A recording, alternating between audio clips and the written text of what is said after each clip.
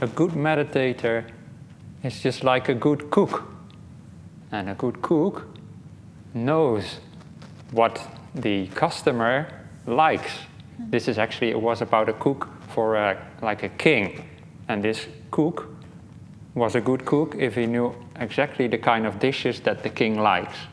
And the bad cook just always cooks whatever, regardless of what the king likes. And the king stands for your mind. And the cook is like you. And the dishes are the meditation. And by that I mean there's many different ways to meditate, as some of you might know. But you have to choose which dish is good for your mind, which meditation suits you.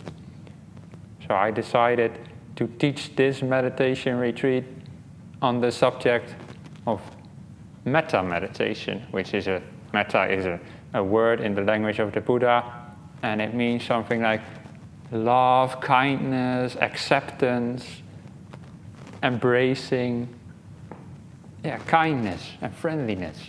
And this is an emotion that the Buddha said we can actively develop in ourselves, and especially through meditation. And I chose to teach on that topic this whole retreat because I often find that people teach retreats and it's mostly about things like focusing on the breathing for most of the talks, and then, oh, by the way, you can also do metta meditation. But in my practice, I do a lot of metta meditation, and maybe 50% or something of my meditation, at least lately. And I want to hopefully get you to taste a little bit of why this meditation is so beneficial. Does that sound like a good idea? Or do you want me to teach something else? We can still change. No? Maybe some of you came here specifically because it was announced as metta meditation, and then I would be a bad teacher. But as I said, I'm not really the teacher. You are the teacher. Because you are the ones who get the feedback from your mind. You know what works and what doesn't. And I am going to just give some suggestions. As I said, I'll be more like a guide. I will tell you, try this, try that. When I was, a couple of months ago, I was in Poland, and I was teaching a meditation retreat there as well, and I also went through different cities to teach different Buddhist groups there on meditation and other aspects of Buddhism. And when I was in Krakow, they took me and the rest of the group. One of the people of the group was a tour guide for the big castle in Krakow. Vostok Castle or something like that. It doesn't matter what it's called, but that already shows you how much attention I was paying. I can't even remember the name. But one of the people was a tour guide for the castle, one of the people in the group. And so he took all of us to the castle to see the towers and the burial mounds and the houses and whatever there were. But we were all more interested in talking to each other about Buddhism, getting to know each other. And so we kept losing the tour guide. It was so funny. He was just walking one way and we were only a little bit behind, but for some reason we just took the other way and we lost him. And had to look over through the castle, where did he go? So we were more interested in other things. And the tour guide was just showing us different things. So that's why I'm saying I'm just your guide, and you can do whatever you want, if you feel like it. But I've got some very beautiful things to show you, so hopefully you don't lose the tour guide. Well, when I was in that castle, it was really like a tourist hotspot, and they even had knights in armor standing in front, and you could go there and take a picture with the knight, and then of course you pay some money to the knight, and then for the kids and stuff. And I was wearing this, And I thought, I hope they don't think I'm a part of it. Like one of the monks that live in the castle or whatever. Because there was also like this chapel, and they had all these pictures of monks there, Christian monks.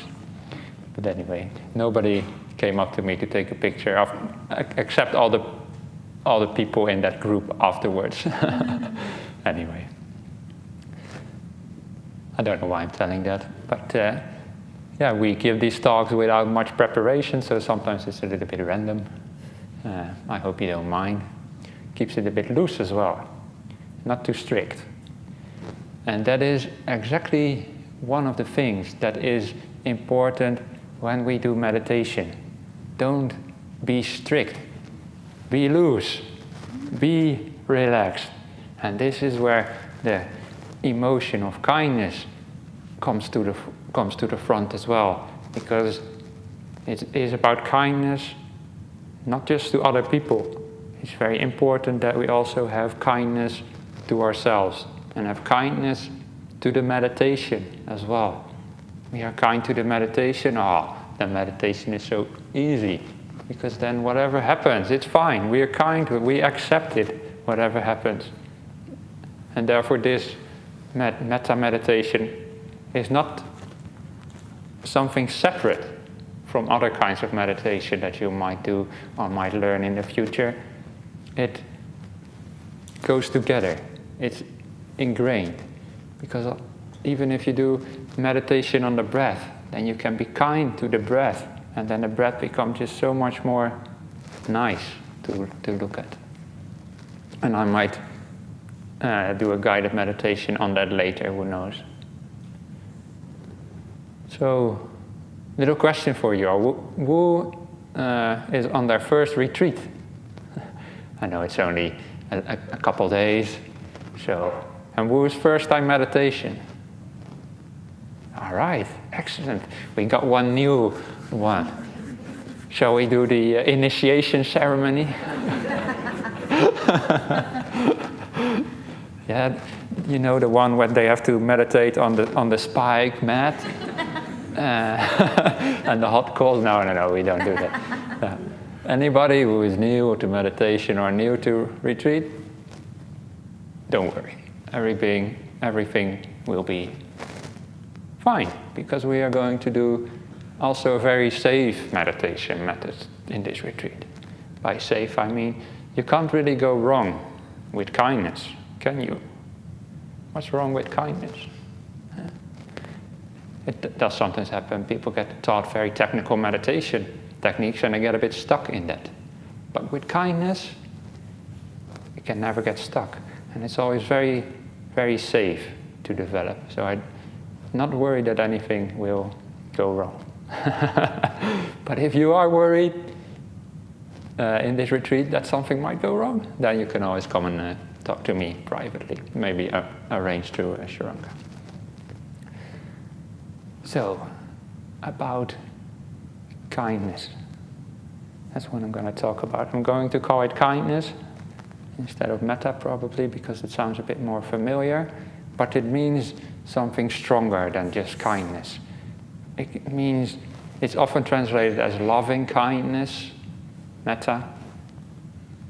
It's a little bit of an artificial term, because that's not really an English term, loving kindness. But they do that because it's not just kindness, it also includes love as well. And by love, I don't mean like romantic love or passionate love, but the kind of love that is accepting, like this kind of love, you know. Mm-hmm. See what I mean? Maybe you already get a little bit of feeling what I mean if you just see the teddy bear. Do you like teddy bears? No. So that's fine, I won't use the teddy bears then. Yeah, Ajahn Brahm's idea, by the way. He calls it bear awareness. Anyway. So, loving kindness. It is such a useful emotion to have, not just in meditation, but in life in general, to develop this quality that I will be teaching you in this retreat. And you might think, oh, love and kindness, it's only about how I act towards other people. I act towards other people with kindness. But this emotion you can actually develop towards other things as well. Not just people, and not just yourself, but also life in general. And even specific things that might happen to you in life.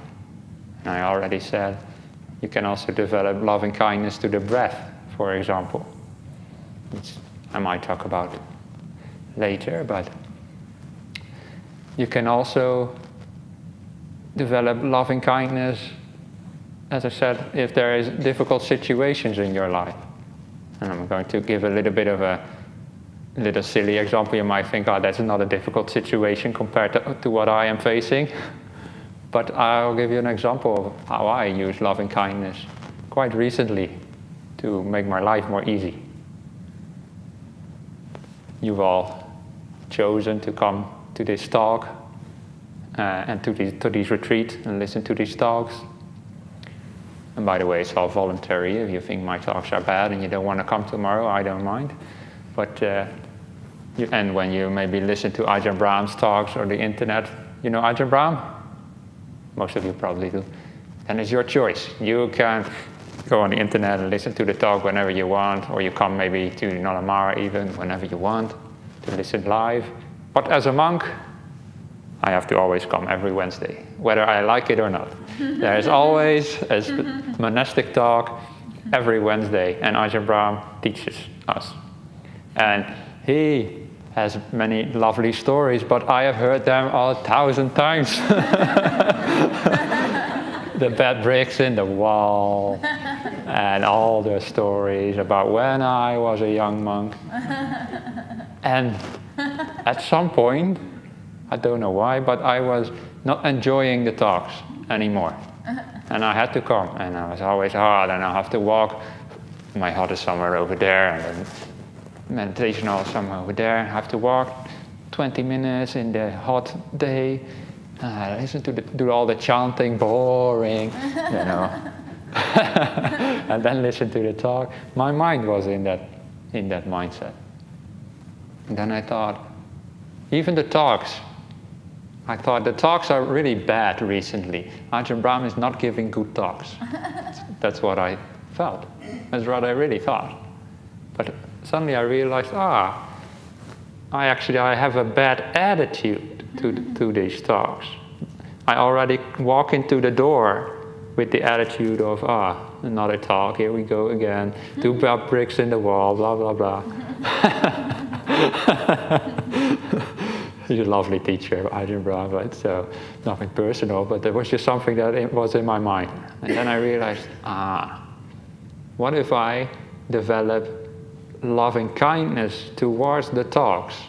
If I develop this feeling of acceptance and kindness towards this situation. I don't maybe not really have a choice as a monk.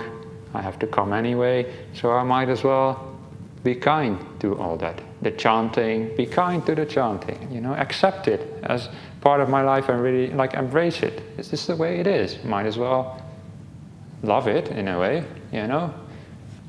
And so that's what I did. There was a talk by Ajahn Brahm, and I just sat there. This talk, really nice. The best talk ever. I really like this talk. Mm-hmm. I was just doing that kind of talking in my head. And the talk, at first it wasn't so bad anymore. This talk is a little bit better than all the last week, I thought.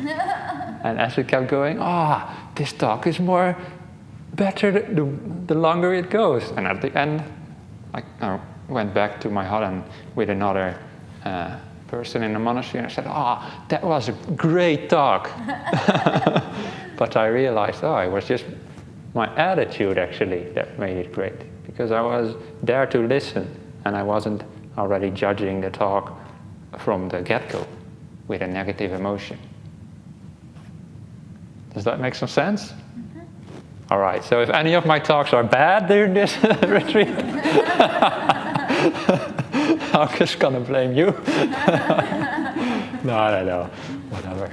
But that is just an example of how you can use loving kindness, acceptance, to accept certain situations in your life. Right? We will all face more difficult situations than just, quote, boring talks on a Wednesday. We might get sick, we might have trouble with other people, our family might pass away, and all these kind of things. You can also develop kindness towards that as well. And this is when loving kindness has to be really strong, because we just accept the way life is with an open door or an open heart. Ajahn Brahm always gives this simile of the opening the door of your heart, which I might mention later, which I've also heard 1,000 times before. But that is another way that we can use metta meditation, or just the general feeling. I also remember one time as a very young monk, or maybe I wasn't even a monk yet, but I was living in a monastery already. And during the work time, I was assigned to wash the cars. Yeah? And at first I thought, washing the cars, whatever, they're just going to get dirty again. Why do people wash cars? That's what I sometimes think. But then when I was washing the car, I was like doing loving kindness to the car. You know, I'm going to take care of you, car. I'm going to make you really shiny because you deserve it. And then Ajahn Brahmali walked past and I said, Ajahn Brahmali, do you have also loving kindness towards cars? And he looked at me like, huh? What are you talking about? And it does sound a bit silly, but it is not, because it can make life more easy, this emotion of kindness and acceptance. And it is something we can develop in meditation. And there's many ways that we can apply it. There's many ways we can use it. And I'm only doing one weekend retreat. There's no way that I can teach you everything that metta meditation can be good for. Yeah? So I will just give you some highlights, some ways to do it. And for that we will also do some guided meditations as well. Most of you will be familiar, but with guided meditations, I give some instructions on how you can meditate, how you can develop these attitudes and emotions in your mind. But again, I'm just a guide. Those are just suggestions. So if you feel like it doesn't work, you can try something else, even during the guided meditation, if you want to. This is why it's called guided meditation, not forced meditation. Just giving some suggestions. So then I will teach you some ways to do metta meditation. Have some of you tried it before? Please raise your hand if you did. And who never did it before? Yeah, of course, some people. Okay, most of the people have. That's excellent. And is there anybody who tried it before but felt like it wasn't working? Yeah. Yes. Quite a few people. And that, I asked that question because that is something that is quite common, nothing wrong with that. People say, I follow the instructions, but it doesn't really seem to click. I don't feel that emotion that you're talking about, and it doesn't seem to work. So, am I doing it wrong?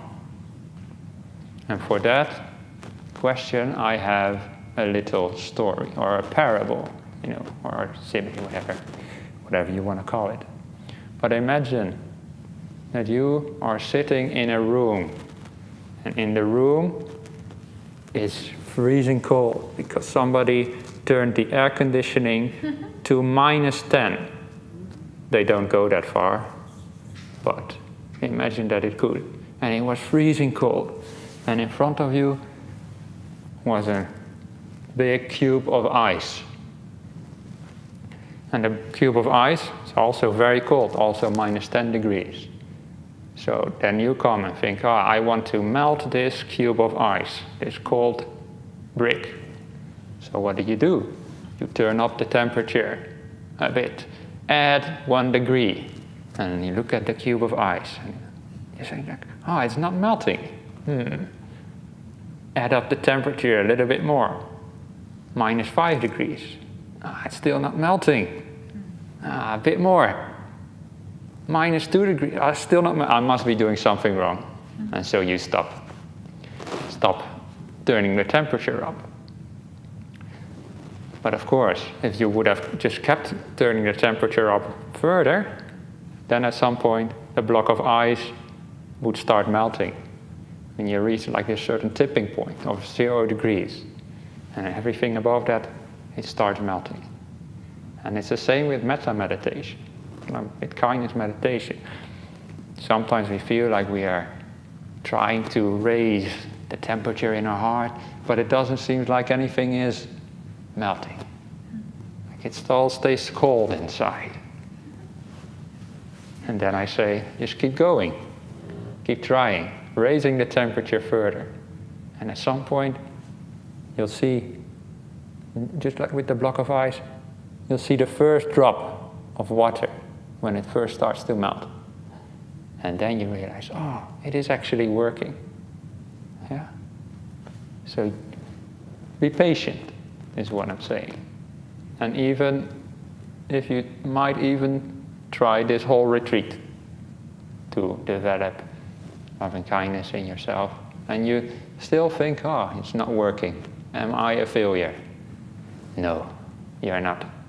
Just keep raising the temperature, and you will, maybe not even in this retreat, but later, you'll see what I'm talking about. And that will be such a big change in your meditation and in your life. Because how cool is it if you can just willfully generate a feeling of kindness whenever you want to? Isn't that great? Some people think that they are a slave to their emotions, that their emotions just control their lives. But the Buddha taught something else. He said, oh, we can actually control our minds and develop the emotions whenever we want to. And then we get rid of anger. Because anger only leads to headaches and problems with other people. Kindness is always a good way. So, with that little introduction, I think we should do one guided meditation, because the proof is in the pudding, right? So, I can talk about metta all day long, but then you might also be like, boring this talk, like I was with Ajahn Brahm. So instead we're going to do some meditation. And that will last for about half an hour. And I will signal the beginning and the end of the meditation using this gong.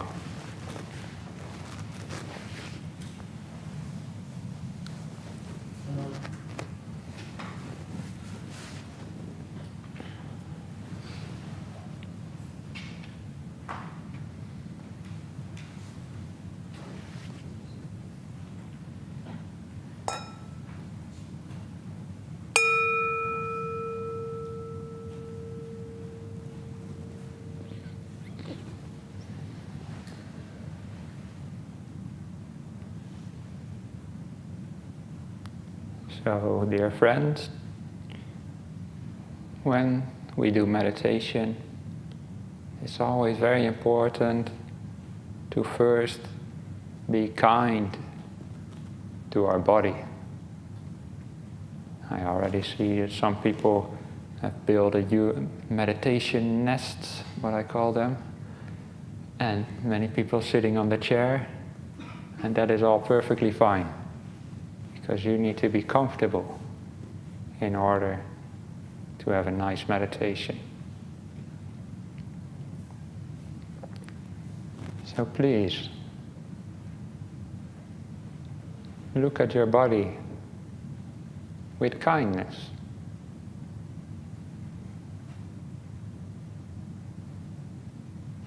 This body is a vehicle that has its problems, but it's good enough because it got us here.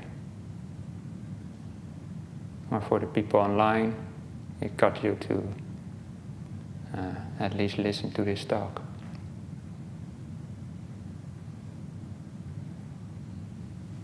And our body has been there for us throughout our whole lives.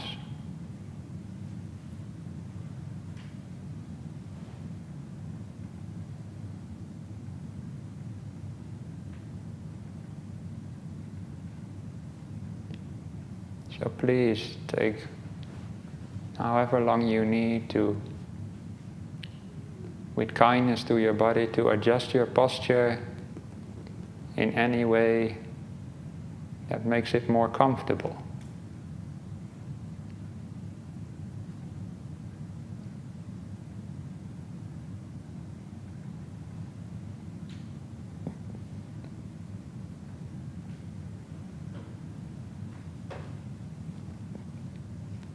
Maybe you need to change your legs or your knees, your shoulders. Just make all those coarse adjustments that you need to be able to sit comfortably.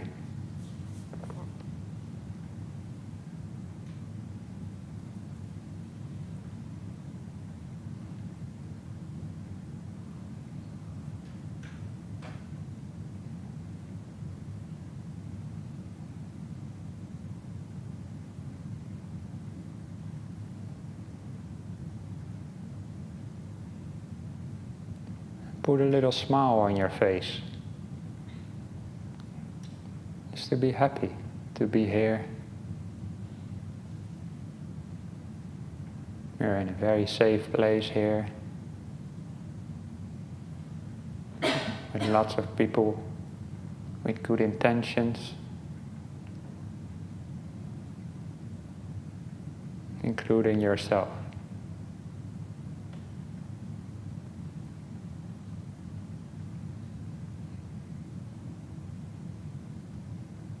You're what I call the crème de la crème of people, because you come here to develop your minds.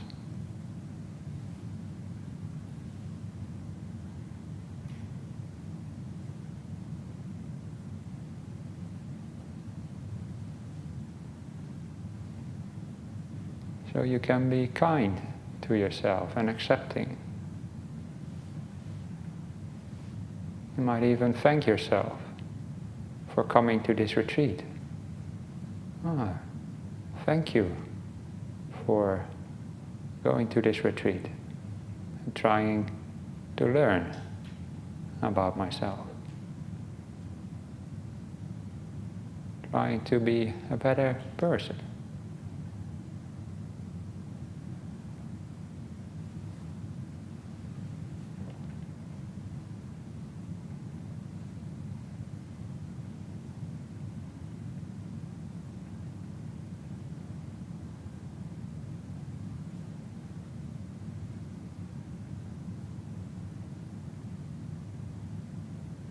See if you just can generate just an attitude of positivity towards yourself and your body.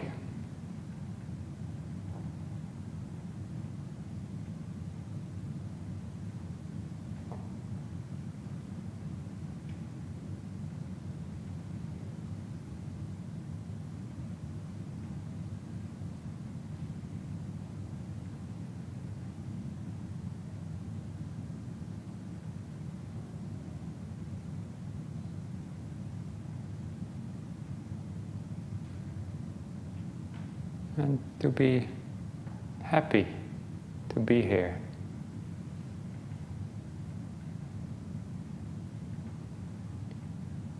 See if you can find somewhere inside of you this feeling of being happy to be here, and also kindness towards this moment here. Those two go together.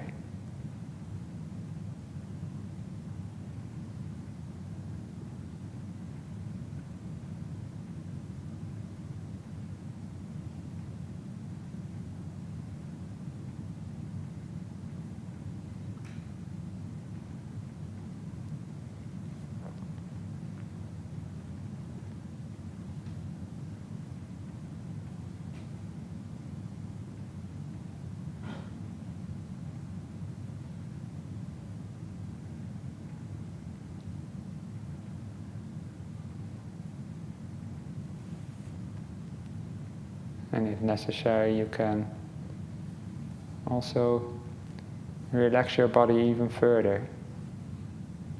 Instead of the coarse adjustments that I talked about earlier, to see if by just looking kindly at the feelings in your body, if you can make them a bit softer, if you can relax the various tensions that exist in the body.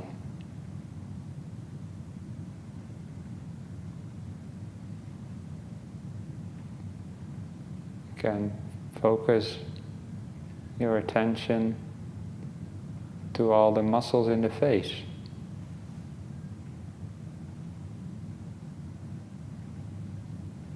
And send some kind thoughts to all those muscles.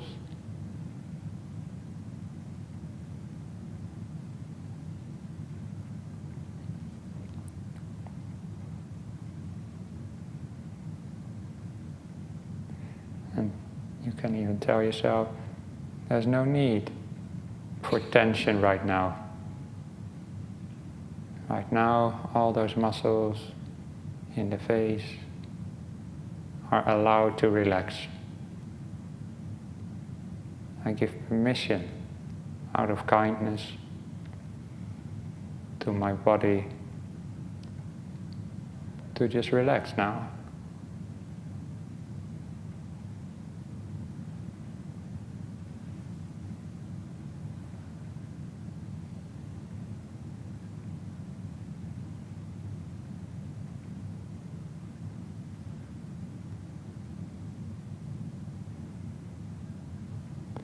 And you can move from the feelings in your face to the feelings in your jaw and neck, and apply the same attitude.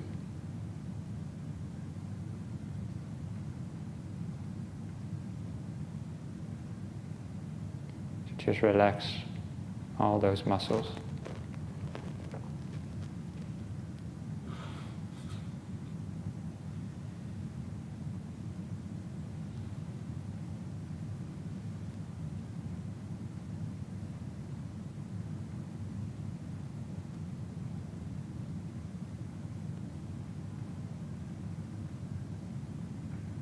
And don't forget that little smile on your face. Because if we put a physical smile on our face, the mind often starts to smile as well.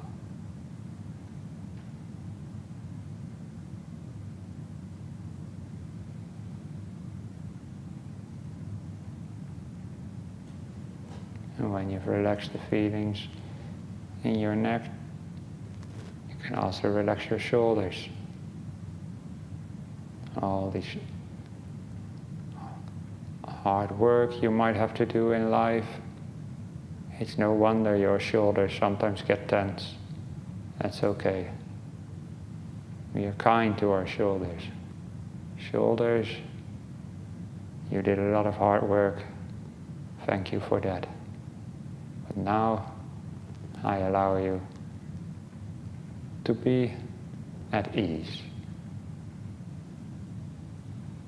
Now there is no work. No need to be tense.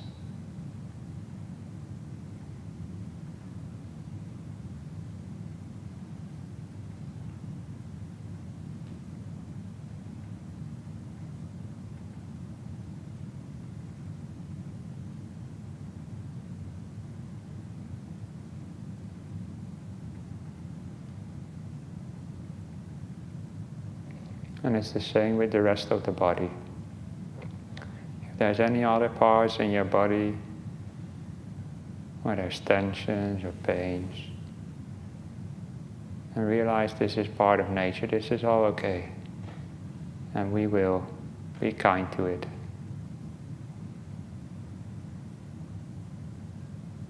And we'll smile at it.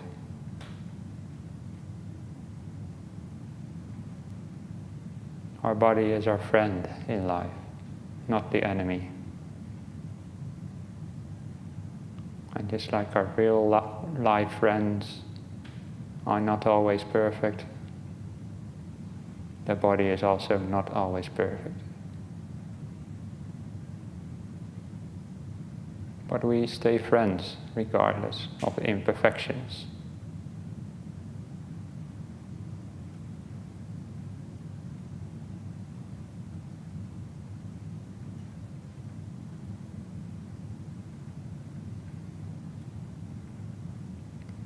It's important to have this attitude of friendliness towards anything that happens in a meditation, particularly the body. It's like when you have a house, you invite your friends in. And the burglars and other people you don't want, you chase them out. In meditation, if we make enemies with the things we are experiencing, we're going to try to chase them out. But they won't go. So instead, we just make friends. And allow everything that happens to be.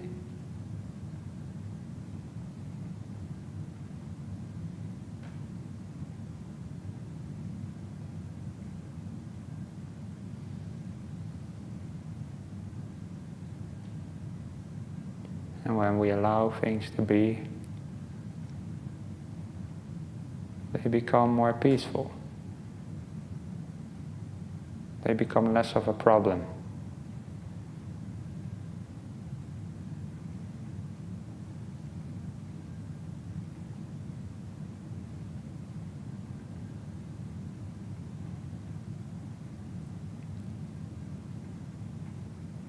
And if through this attitude you are able to relax your body, even just a little bit, then that is the first stage of metta, of kindness, acceptance.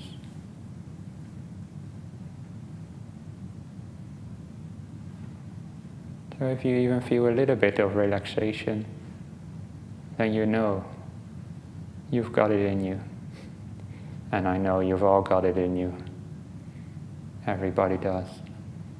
This ability to develop love, acceptance, kindness.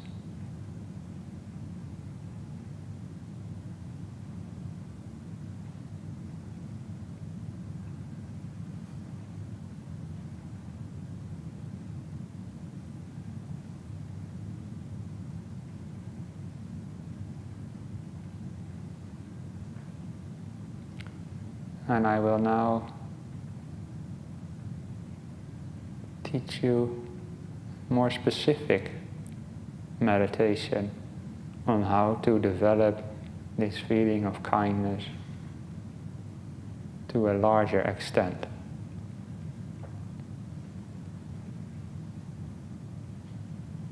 Imagine you are with one of your best friends or family members that you really get along with very well and really love. I don't mean in a sensual way, but somebody like your parents or your children, or you can also imagine a friend or a dear teacher, any person with whom you have no gripe whatsoever, or very little, who you find very easy to be with.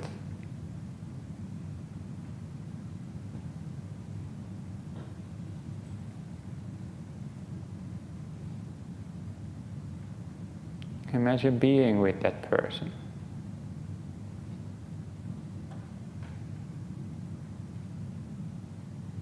You can try to visualize them sitting right in front of you.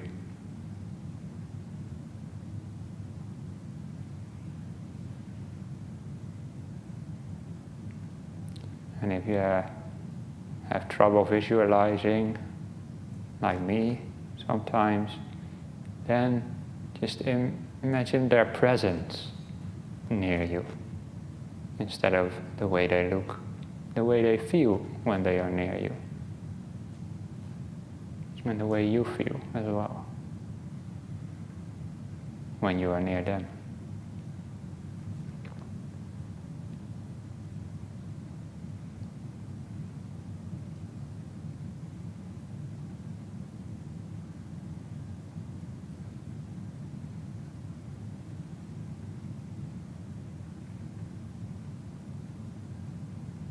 Now, once you've imagined this person to be there,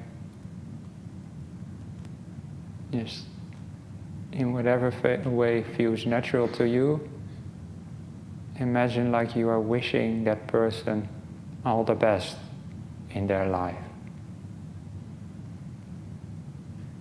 I hope that you are happy. May everything you wish for come to pass.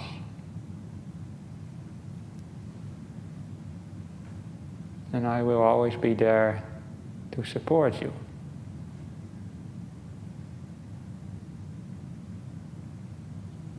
I'll be there when the times get rough.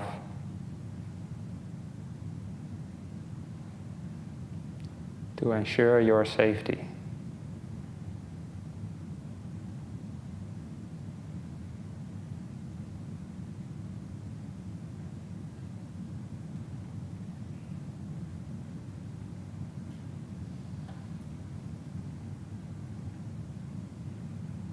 My dear friend, may you be well.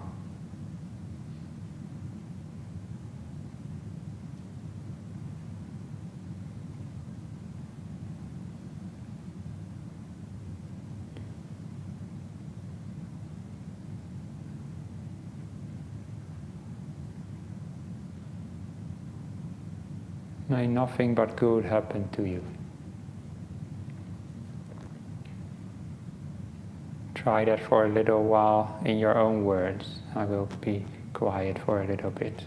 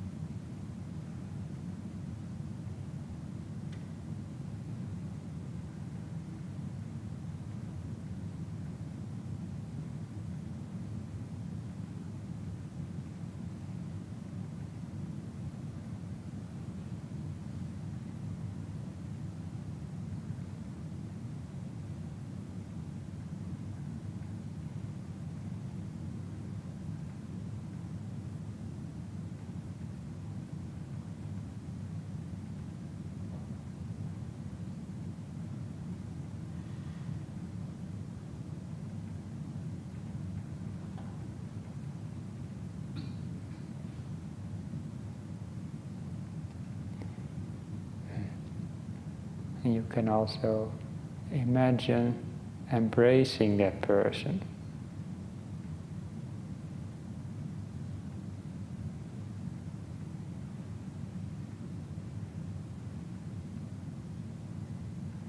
Giving them a hug out of kindness.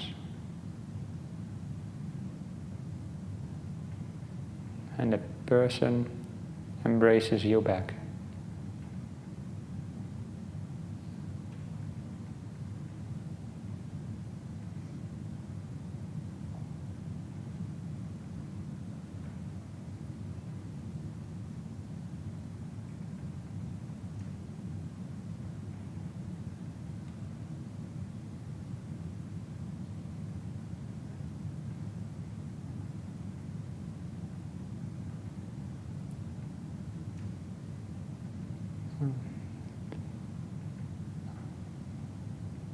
Imagine saying, I will always be there for you.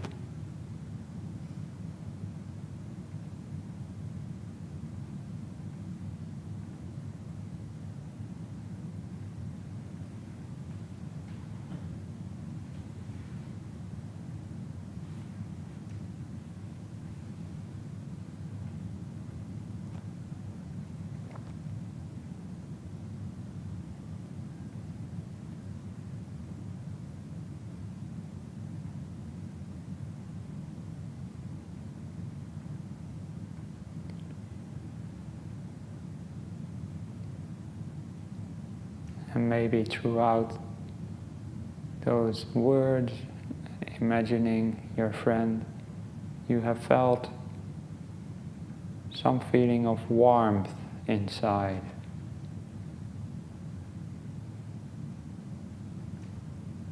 And that is what I mean by metta.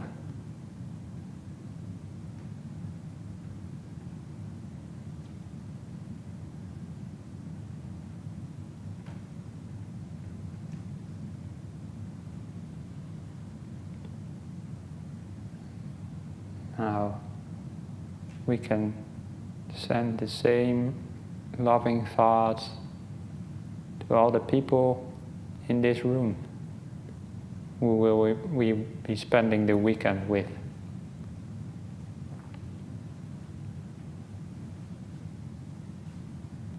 All these people here have all the best intentions in the world,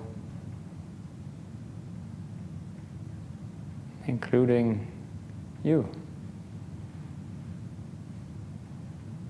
So may all these people have a nice retreat.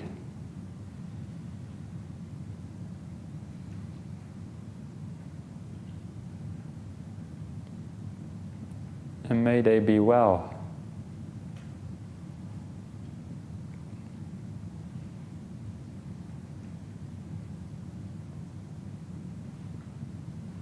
May they all find happiness and peace.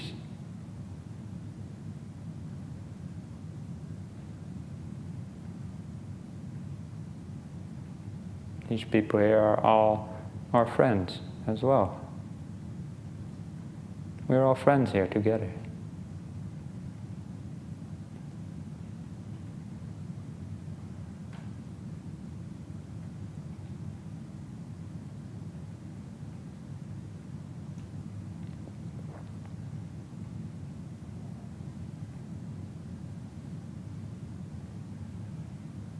So send some kindness, if you can, to all these people here in this hall.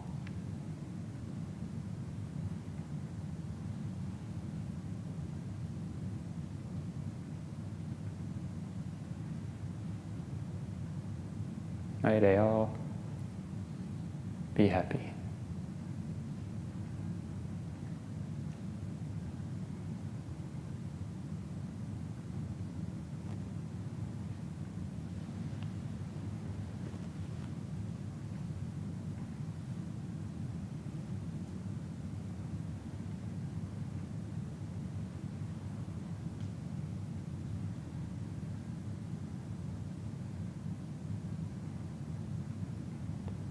And lastly, most importantly, yourself.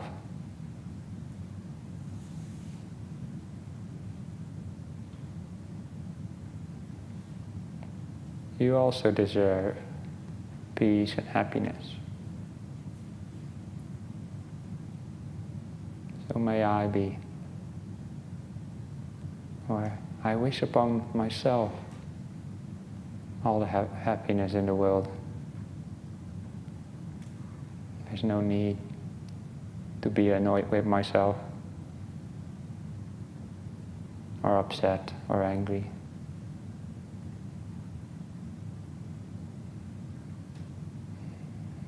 I allow myself to be however I am.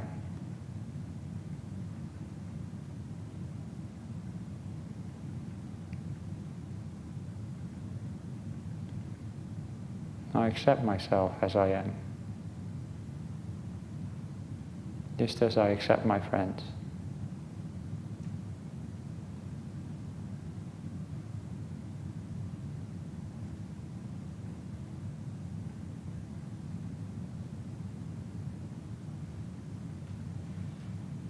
Because I love myself.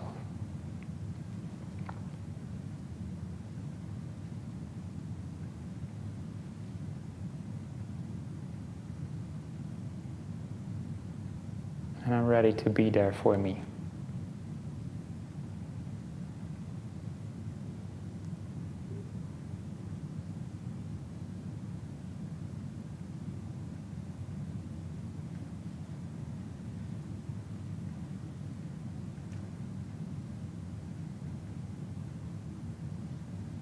And whatever happens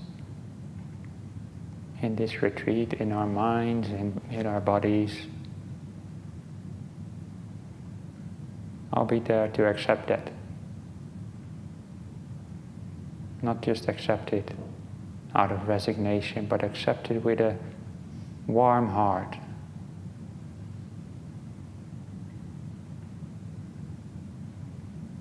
Not out of endurance, but out of kindness.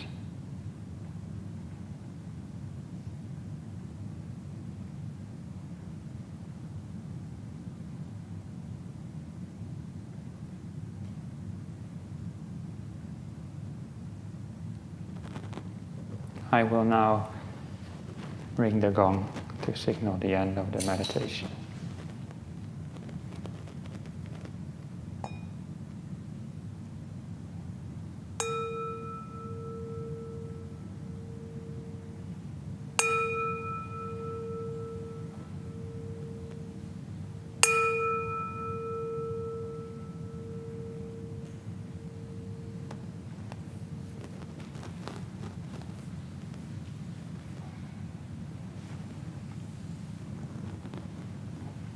So that is one way that we can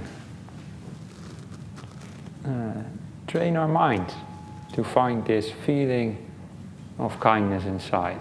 To imagine a person that we are naturally already inclined towards, to feel kind emotions to. And to imagine being with that person.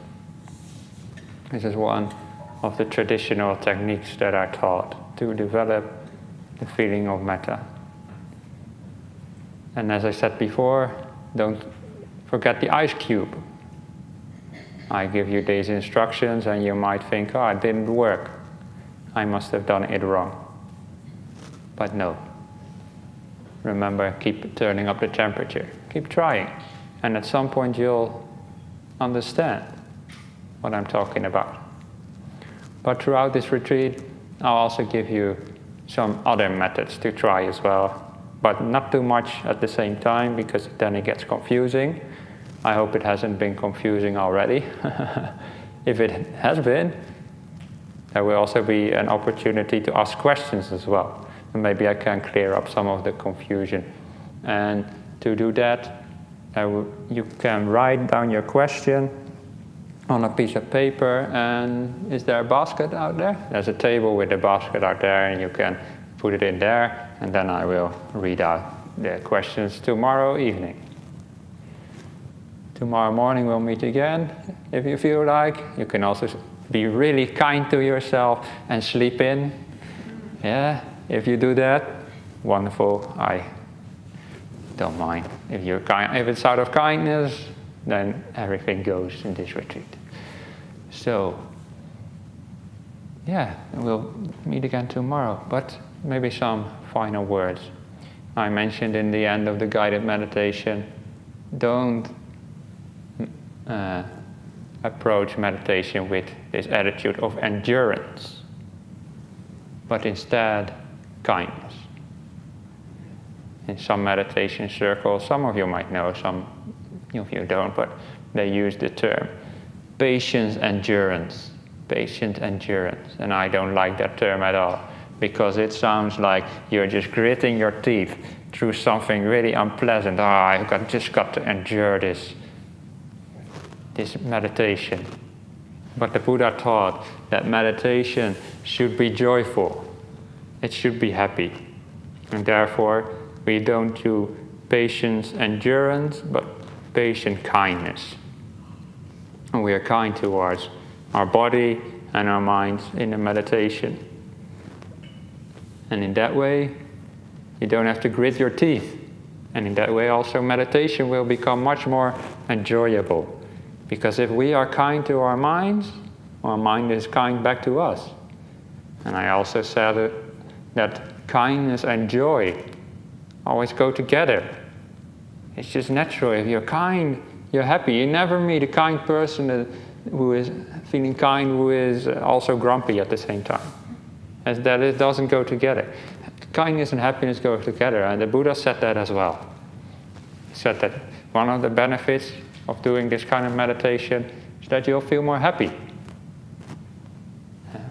There's like a little text where the Buddha describes some of the benefits of this meditation.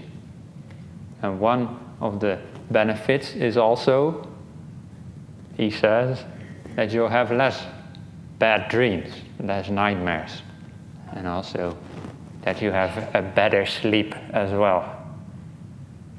And with that in mind, I see some person, it really worked already. The Metta meditation. So with that in mind, I will now end this talk, and you can, if you want, have a nice sleep tonight. Or if you feel inspired, you can meditate more as well. In this retreat, there's no fixed times when we come together to meditate. I leave it up to you to decide. You've got the whole day tomorrow, the whole night tonight. You might even just meditate. Don't go to sleep at all. Only if that feels natural. Don't just go to sleep, by the way. Don't stay up. It's just a joke. Because then it will be patient endurance again, right? Oh, I'm going to stay up all night. Yeah, hardcore. No, don't meditate like that. Meditate with kindness. Yeah. So, I hope that was useful. And we'll meet again tomorrow. Right? Okay. Now, some of you have been on meditation retreats before, and there has been a tradition in Ajahn Brahm's meditation retreats, and now I am obliged to follow that tradition, which is that we end every talk with gratitude towards the Buddha and his teachings by saying sadhu, which means awesome or good, and we say that 3 times. And some of you will know already, the rest can join. Sadhu, sadhu, sadhu.